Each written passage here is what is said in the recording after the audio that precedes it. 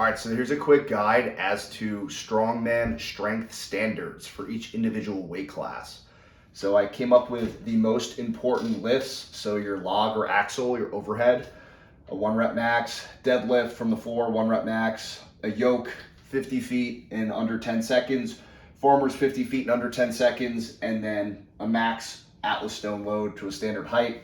And then I also have our weight classes, so our 80 kilo, 90, 105, and our open. And this is specifically for Strongman Corp or even USS. I know there's slightly different weight classes. Local qualifying shows for athletes that are just in the general open division. And I have ranges from what you're going to see on the low end to the high end. So anything that's lower than the low end means that you're really on the weaker side and you may be more of a novice level competitor and an absolute beginner.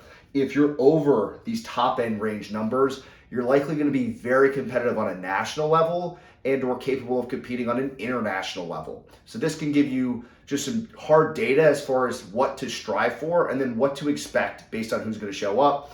There's always exceptions. You never really know what your field's going to look like. That's why sometimes your placing isn't the absolute best reflection or indicator of how your training's going, because you can compete against a whole host of athletes that are just kind of a weak competitive field. You may also do a competition where you're competing against very high level competition where everyone's an absolute beast. Maybe you place on the lower end, but everybody there is a national caliber athlete. So I came up with these numbers for hard data. So if we look at our log and our axle for an 80 kilo guy, you should be able to at least do a 200-pound log or an axle if you're just doing an open weight class, local level show. If you're doing more than 270, chances are you're gonna be really competitive on a national level. Same thing goes for the 90 kilos, at least 220, 300 is pretty darn good. For 105s, at least 240, 320 is pretty darn good. And for open guys, probably at least 260 on the overhead. And 350 is pretty darn good as well. And again, if you're on the high end there, you're probably gonna be pretty damn competitive on a national level, and you should be pushing to go outside your comfort zone and maybe doing some international level competitions. And we'd have the same data here for our deadlifts. So deadlift for an 80 kilo, at least 450, 600 is pretty darn good, 500, good enough to probably at least get a rep or two in a deadlift event. 660 is pretty freaking good. For 105s, 550 to 700, open 600 to 750. And then for our yoke, this is again 50 feet in about under 10 seconds or so.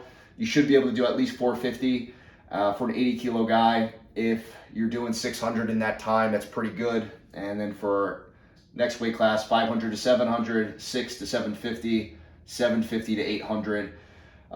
If you can do a heavier weight for about 10 seconds, really good.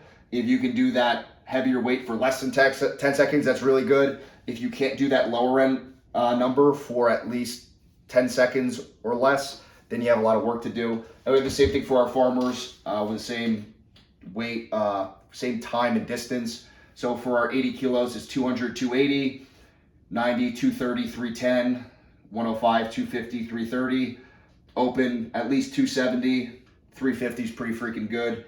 And then for our Atlas stones, this would be just a traditional like 1 rep max. 80 kilo guy should at least be able to do a 220 stone. 330 is really good.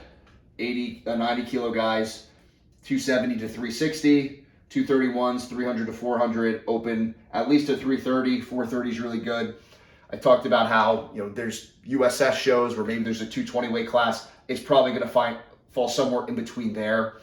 And then just the competition that you choose. If you're picking, say, a state level competition like New York Strongest Man, Pennsylvania Strongest Man, Delaware Strongest Man, generally those competitions are a little bit on the higher end. So you may attract athletes that are a little bit closer to that higher range at these local level shows. If you pick a smaller competition, you may get lighter shows where if you're on that lower end range, you could be a lot more competitive.